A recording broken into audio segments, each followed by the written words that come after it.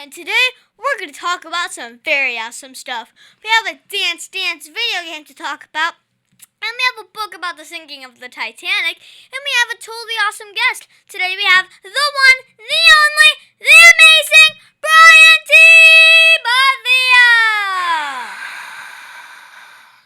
Bethea! Brian works as a Pharma services rep and has his own radio show, like me.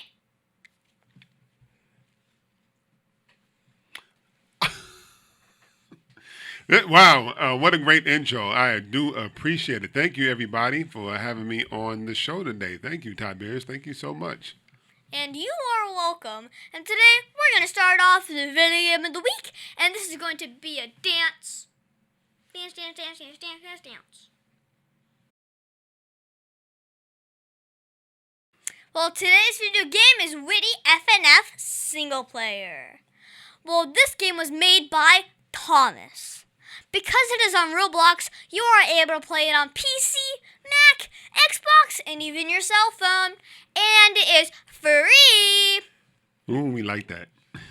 Free. Yep. Yeah, this is the only game made from Thomas, but it is amazing. Like, I'm not kidding. It's amazing. So first off, I get into the game, and I see a menu for play, and a song type pops up. I picked the thing Neo, though. It has, like, the faster songs. Well, this game is kind of like Dance Dance Revolution. Well, you have the arrow keys to hit the right arrow at the correct time. So each song has a different character as you go against them. Well, there's a hard song, and it's called Dad Battle. It's so hard. Yeah, I tried it. We watched it earlier, and I couldn't keep up. And I can barely keep up with Dance Dance Revolution, so I know I can barely keep up with that. Yeah. So as I was going through the game, I asked my dad to play. We are very competitive. I smoked him each and every time he tried to compete. I think I'm too good. Get you every time? Well, I give Witty FNF Single Player 12 out of 10 stars because you can enjoy music while you play and you can compete with family and friends. Oh, yeah. I'm very competitive. Would love to actually play that. I can beat my son with it. I'm at it, not with it. I'm sorry.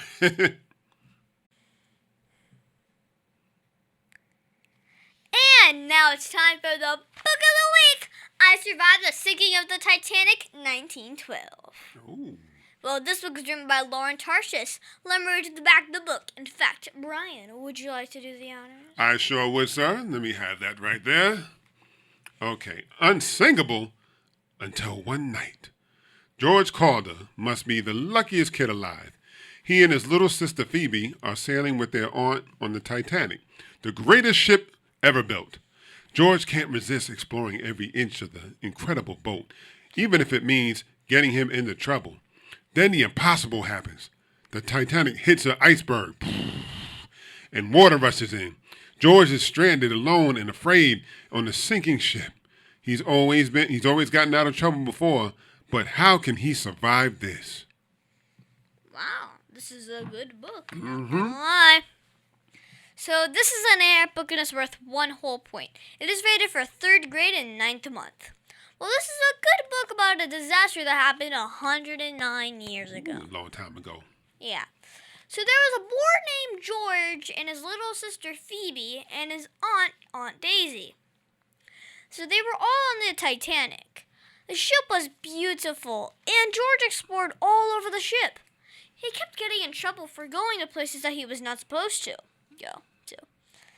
Then he met the designer of the ship and got to see the floor pan. Oh, I like to have been seen that.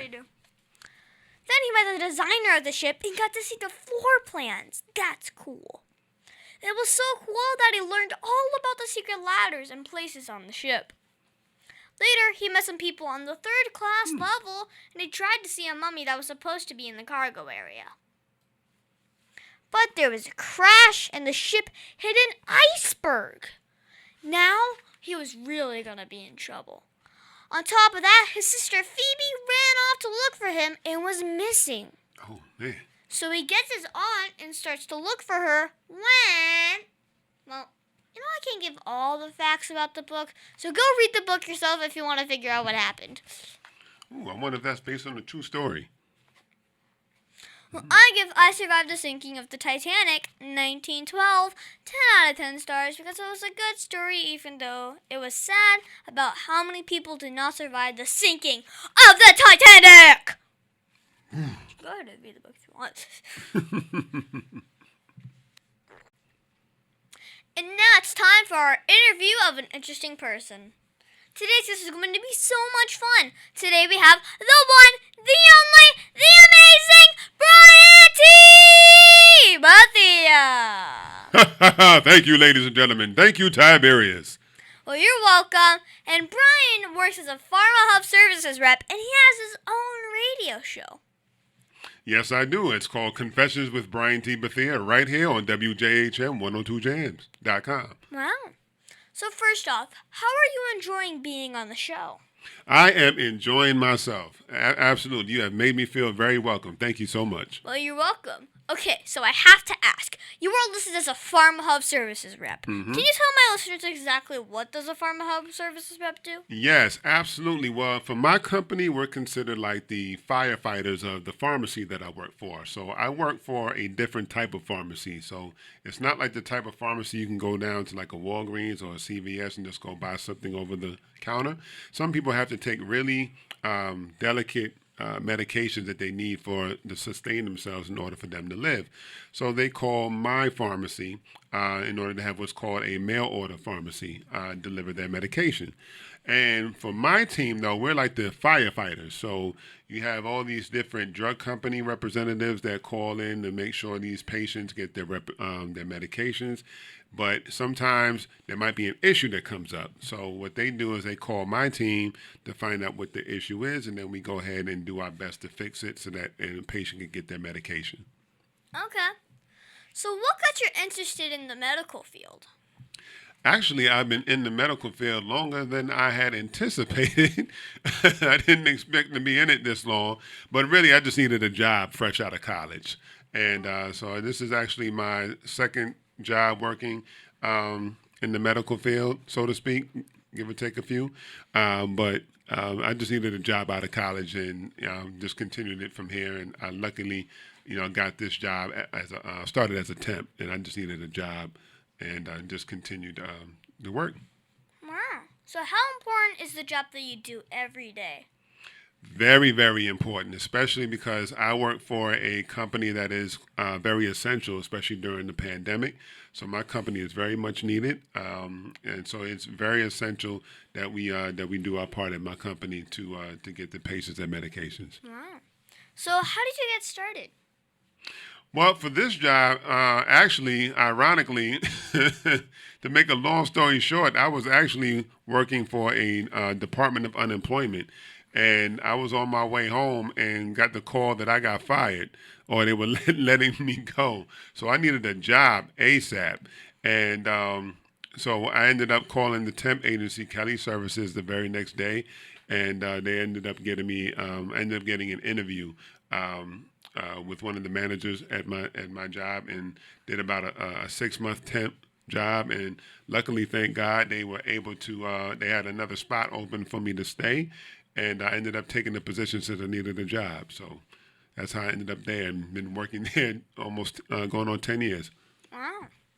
That's how old I am. Wow. So what is the best part about being a Pharma Hub Services rep? Honestly, working with my team, I am very privileged, I would say, to work with a group of people that I absolutely love working with. And I know not everybody can say that. A lot of people can't stand their coworkers. I absolutely adore mine. They make me laugh. And another great thing is I get to work from home, so I don't have to go into the office at all. So I just work at home in my pajamas and eat whenever I feel like it and talk with my coworkers whenever needed. Okay. So do you have to go deliver the medicine yourself, or do you just tell other people where to send it? No. My job's a little different. I thank God, don't have to speak with the patients at all. And I only have to speak with in insurance plans or doctor's offices. As a matter of fact, my team is not allowed to.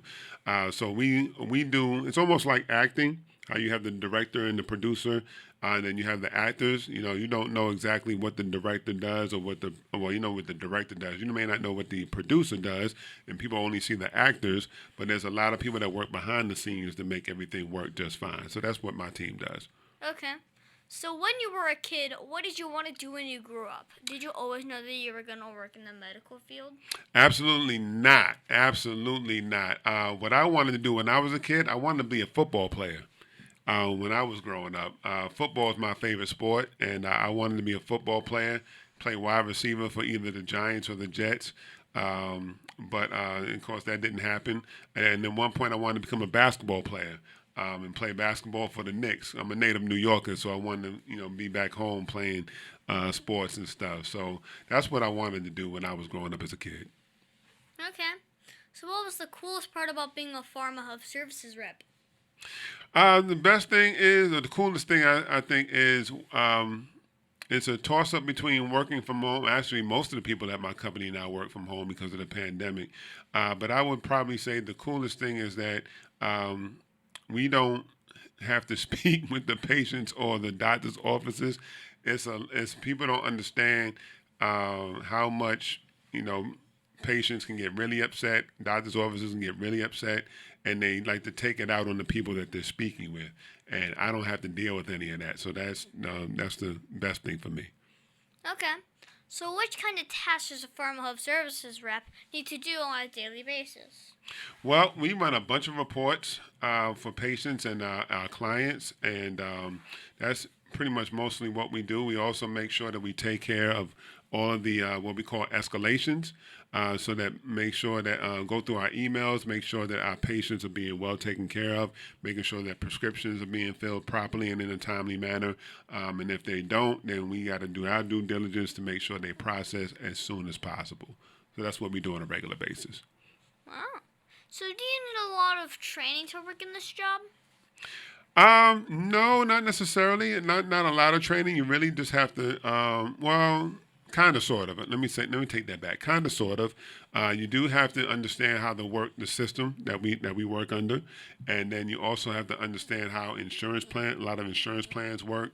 What the drugs are that each person on my team is assigned a number of drugs that we have to work. So you also have to know what each drug is for, and how fast it needs to be filled, and know which plan it's covered under. If it's covered under your pharmacy benefit or if it's covered under your medical benefit. And a lot of people don't know a lot of medications are covered under your medical plan. So you do have to learn a lot of this stuff prior before joining my team. Okay. So what is the hardest part about being a Pharma Hub Services rep? The hardest part is, and it's the most frustrating part, is getting a prescription to process, especially when the patient needs their medication ASAP. So sometimes there's things that can hold it up. Maybe there'll be a system issue, or maybe something went wrong. Maybe somebody didn't do something they were supposed to do, and just trying to get it out as soon as possible, especially when the patient is either out of medication or has maybe 1 or 2 days left, and the patient needs it like ASAP. So that's really the most frustrating or hard part. Okay. So, wow, you are like a first responder. How has COVID made your job harder or just different? For me personally, it hasn't made my job harder at all, really. Everybody on my team works from home anyway, so we were already working from home. When the pandemic even started, so it's really pretty much the same. At least for my team, it is. Okay. So what was the first job that you ever had? First job I ever had was delivering penny savers. I think. Was it delivering penny savers? No. Lifesavers? No, not like penny savers. Well, I mean that's what we call them back home in New York. Is all the coupons that people get used to get delivered to them. They used to come around like the paper man or the paper boy used to deliver newspapers. That's kind of how they used to come and stuff. So that was my first job, and I hated it. Let me guess, you were like riding on a bike and just throwing newspapers.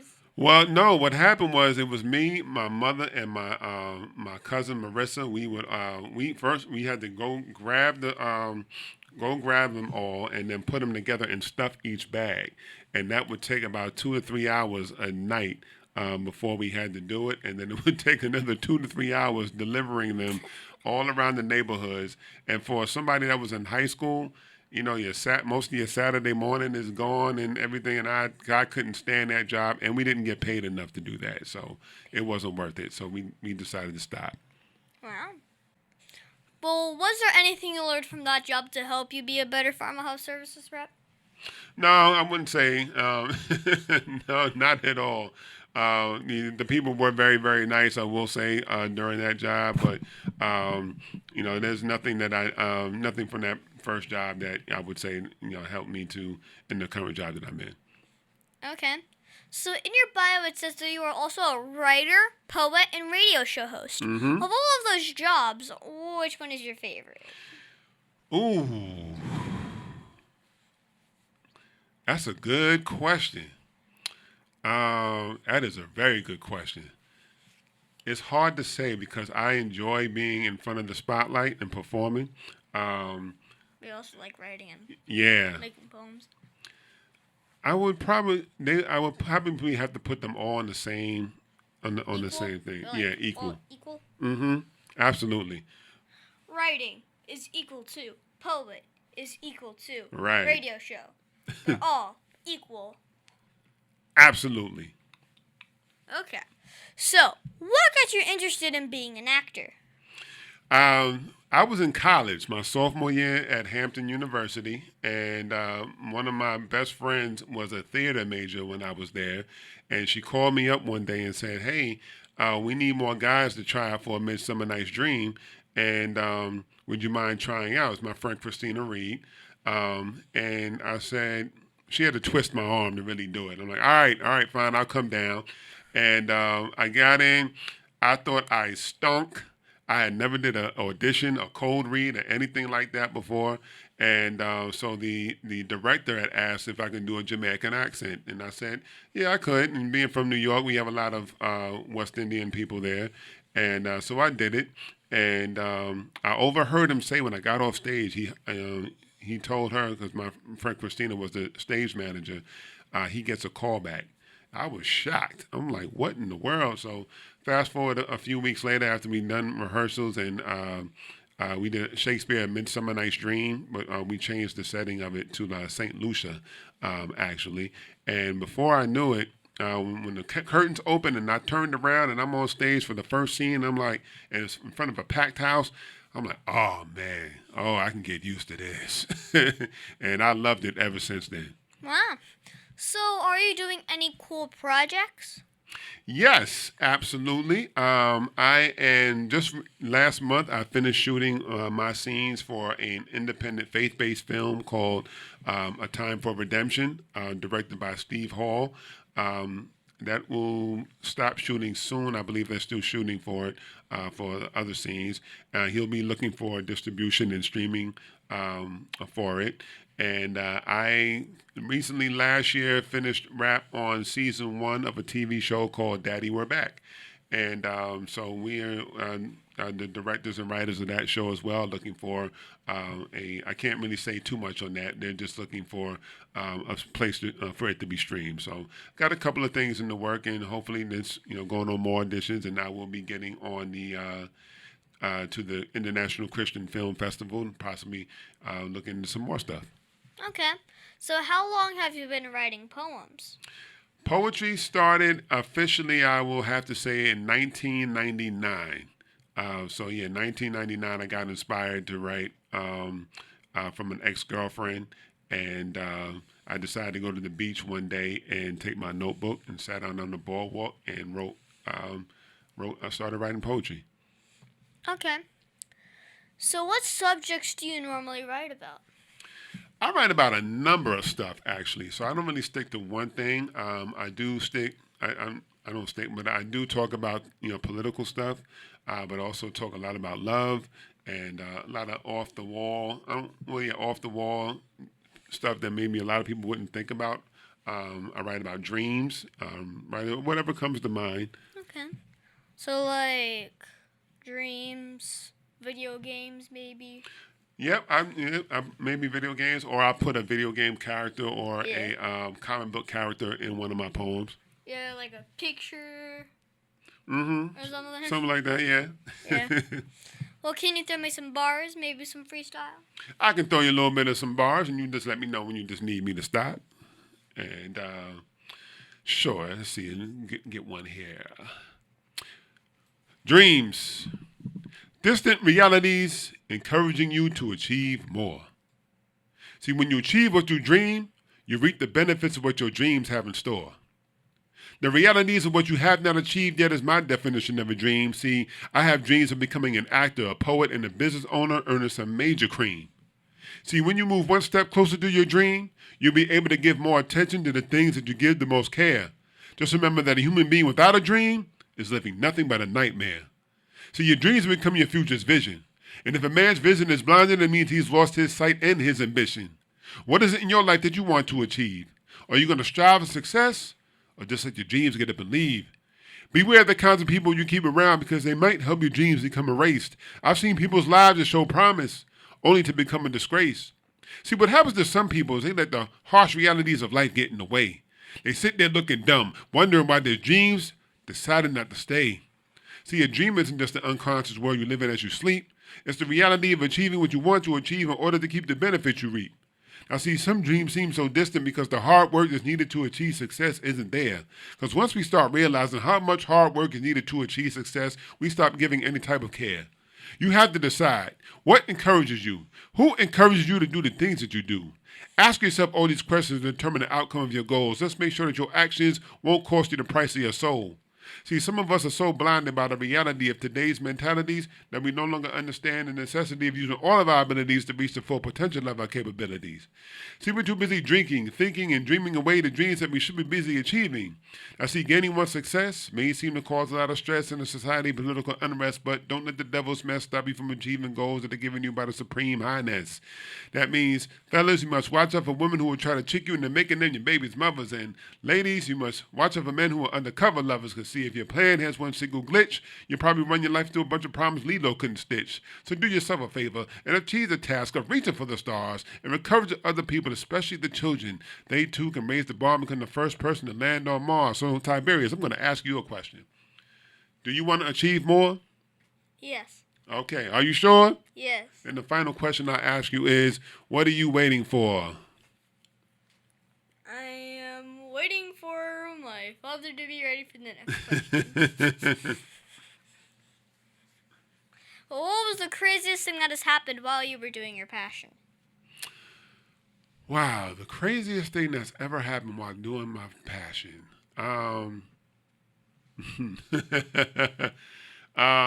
Probably one time on stage, I did a play called Before It Hits Home, and it was my first time ever where something did not go right. And I almost froze. I almost did not know what to do. Thank God my cast members knew to keep the scene going. And there's a scene in the show where the guy that plays my nephew is supposed to supposed to pull out a jacket out of a book. I was supposed to pull out a jacket out of a book bag and give it to him as a gift. And luckily, he saw me struggling with it because the book bag wouldn't open. And I'm struggling. We have a house full of people. I'm almost panicking. And I'm like, oh, God, oh, God. And I'm like, why me right now? I'm just learning this acting. And luckily, he played it off as if he had to use the bathroom. And it was so I got to give a lot of respect to my man, Jason Draper, for doing that for me. That was probably the craziest thing that happened to me on stage. Oh, the same thing happened to me. Because I was in a show, and I was in a play, and I had to put a jacket on. Mm-hmm. And I was Randy in A Christmas Story. Oh, okay. I was the kid who was like, I can't put my arms down, and all that. And I had a bar for me, but it broke. The bar, so that like they can put it there. Yeah. So I couldn't put my arms down. It broke. Oh, wow. So I actually had to keep my arms. Like, why me? But then one time, in a real show, mm-hmm. I was putting the red jacket on, and it wouldn't zip up. Oh, wow. She actually got it in. Yeah. She got it there, Didn't zip up. Try it again. Didn't go. It was so funny because we had there was I don't know how many people there were. Like we had a full theater. Oh, it man. was crazy. So, who helped motivate or inspire you the most in following your dreams? I would have to say a community of people. It wasn't just one person, but it was really like a bunch of friends and family. And I know a lot of people may have, they have what they call haters, where people try to stop them from achieving their dreams. My friends and family are pushing me to accomplish my dreams because most of them believe in me. It's just me that's been holding me back because I either procrastinated or wasn't sure of myself. But everybody else pretty much believed in me. But definitely, if I had to put somebody at the top of my list, it would probably be my parents. My mom and dad really have supported me, and my wife she definitely is on me in a great way to make sure I get out there. And there's one production I almost did not do because I didn't think I was ready, but she told me to go to the audition anyway. Me forgetting that it was a musical and I can't sing, I ended up getting the role anyway. And we were able to work around me not being able to sing, but I thank them for that. My friends, my family, my wife, absolutely. I feel like that you can sing now, because you do have poems, and how you said the poems earlier. Mm-hmm. They were singing. Yeah, a little bit. Honestly. I wouldn't admit, but I don't want to hurt anybody's ears with my singing. I'm bad. I'm only coming to a shower near me, not on stage singing or anything like that. So, what advice would you give my listeners if they wanted to grow up and be a Pharma Hub Services rep? Well, I hope I don't get fired for saying this, but I would say, you know what? If you're going to do a job like that, and maybe your goal is to one day move up within a particular company, maybe you want to come work. I work for the company that I work for. I would say do your best in everything that you do. Always be and CYOB, cover your own butt. Make sure that the information that you enter into the system, and really anything that you do, make sure you do your part in any process that you're a part of, so that no one not only so number one, you can also help make sure that the job is done on your end, but also if something goes wrong, people cannot blame you for it. Just be responsible and learn to do your job correctly, do it well, and treat others with love and respect. Okay, so you host your own radio show. Mm-hmm. Can you tell me more about it? Yes, I host Confessions with Brian T Bethea on WJHM102jams.com. And my show comes on Tuesdays and Thursdays from 7 p.m. to 8 p.m. And it is a podcast that I do. We have a lot of great people that on. We have a lot of great authors. We have people that come on who are fashion designers, actors, poets. We have rappers, singers, and we have one of my favorites that I have is my relationship series that I have going on.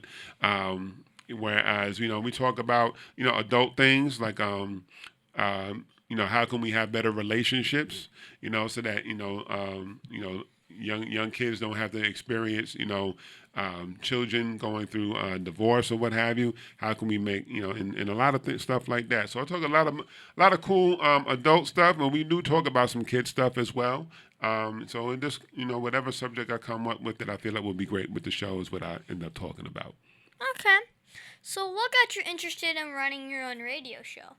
Well, I've always wanted to be in radio, and I've always wanted to be in media. As a matter of fact, I majored probably in the wrong major in college. I ended up getting my degree in sports management, but I should have listened to my mother and gotten my degree in mass media. So I've always wanted to be in radio, and my friend Sean Welcome, who was actually one of the best spoken word poets you will ever hear, and got introduced to Nicole, who used to work here, and she called me up one day and said, would you like to become a podcast or radio host? I said, absolutely, and I've been doing it ever since. Hey, guess what? Mm-hmm. Sean Welcome, he's my neighbor. Absolutely, yes. It's so cool. Isn't that funny how that all worked out? Yep. I play with them almost all the time, but that's not happening today. So what was the one episode that you are most proud of? One episode of my show that I was most proud of, really all of them. But if I had to really pick one out of any of them, it was probably one that sticks out for sure is when I started my relationship series. But it was another episode before that, sometimes last year, and I can't remember which one it was, but it was the first episode where I felt like I was really prepared and I had questions and I really started to understand. I say that because I really started to understand what it takes to be a host and be prepared and do your research and, and just being able to make sure that I'm prepared when I do the podcast. So I would probably have to say that. Okay. So what was the biggest mistake you ever made, and how did it change you as a person? I mean, in life or doing the podcast or? In life. Oh, Lord, which one? So many. So many mistakes have been made. The one that sticks out for sure would be not listening to my mother. And when she said that I should have majored in mass media in college, that's the one that sticks out the most. Because I think had I listened to her, I think my career path would have gone completely different, and would have went better, or maybe even faster. Yep, and maybe faster. Yep, absolutely. So I think that's the one that really sticks out. And if I can go back that's the one I've always said, if I can go back in time and change that and go back and tell my younger self, major in mass media now. So that's probably the biggest mistake. Successfully and more. Yes. Because first off, you would have more experience. Right. And you would be getting stonks by now. Absolutely. Mm-hmm. Okay. Now can you tell me that one story? You don't remember, this is a kid's show. Right. But that one story, well, that you're not supposed to tell me about. Come on, you can tell me. One story that, and keep in mind this is a kid's show. Oh boy. I got a lot of adult stuff in my head. I'm not sure if I have any. I mean, most adults do. Yeah. Wow. What is something that is PG or rather G that I can tell? I can tell you for your audience. It's crazy. It's hard. Oh. Well, for me, I'll say this. To keep it rated G. When I was young, I used to be so nervous around girls. Oh. And yeah, little girls. Now, in case all you little kids out there, you're like, ew, he likes girls. No, it's okay. One day you're gonna like, for some of y'all gonna like girls also. Yes. Ew. You'll learn it. You'll learn. Yep. You'll learn from your parents one day. Mm-hmm. And yes, I do know.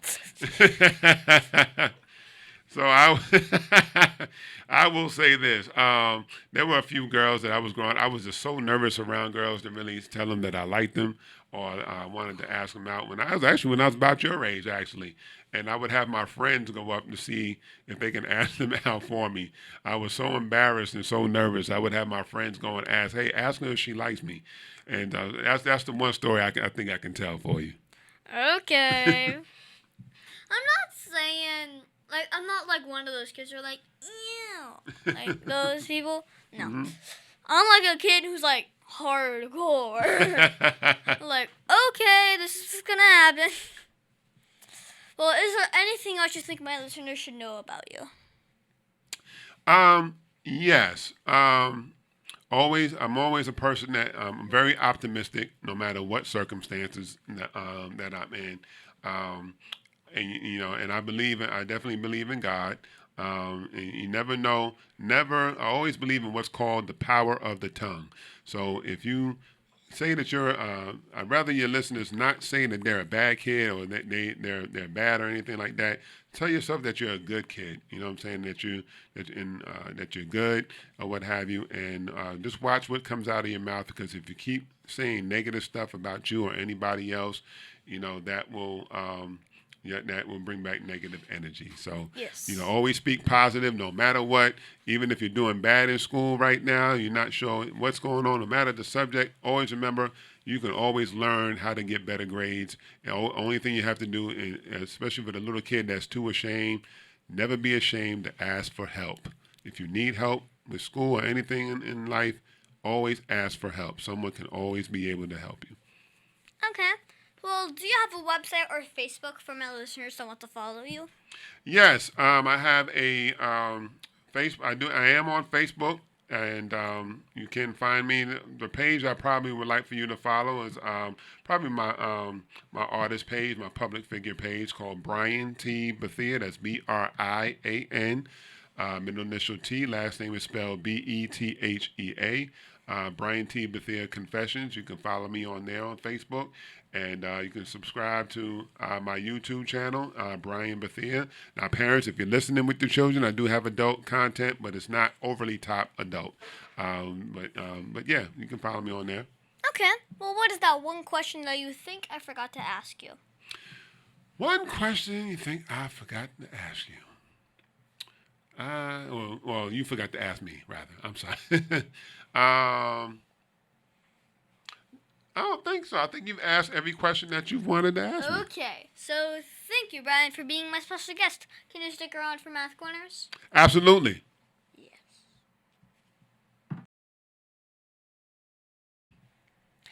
Thank you, Brian, for helping me with Math Corners. Today, we're going to talk about multiplying fractions. Oh, boy. Fraction. Yep.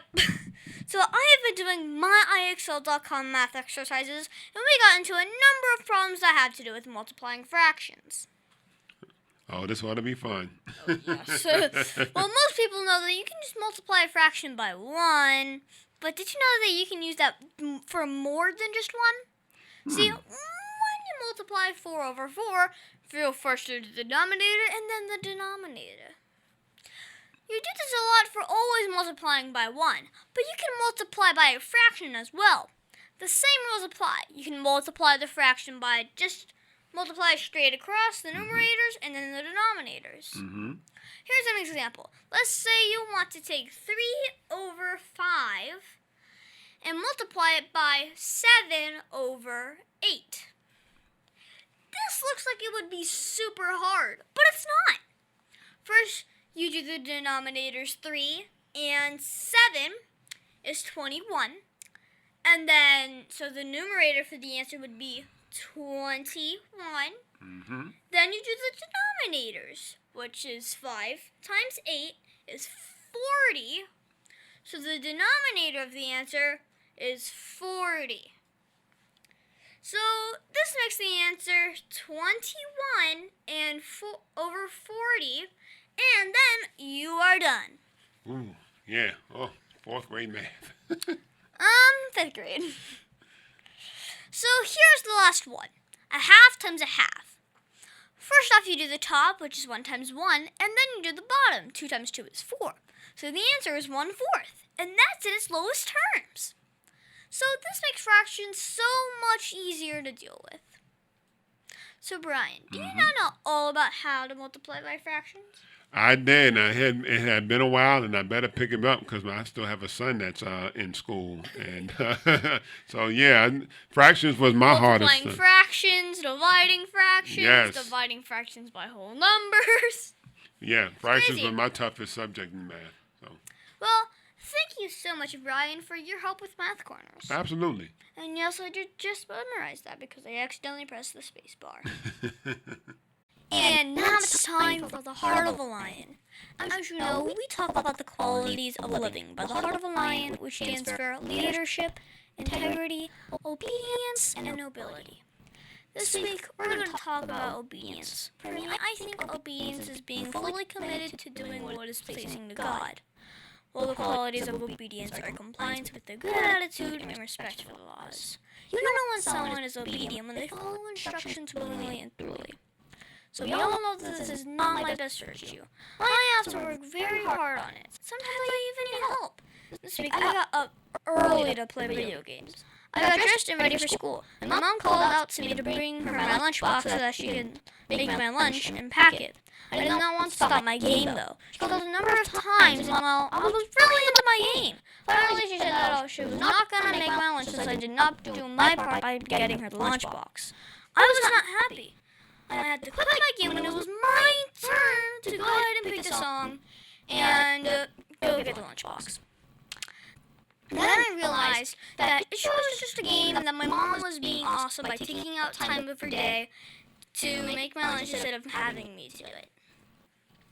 So I got a better mood and got the lunchbox ready for school.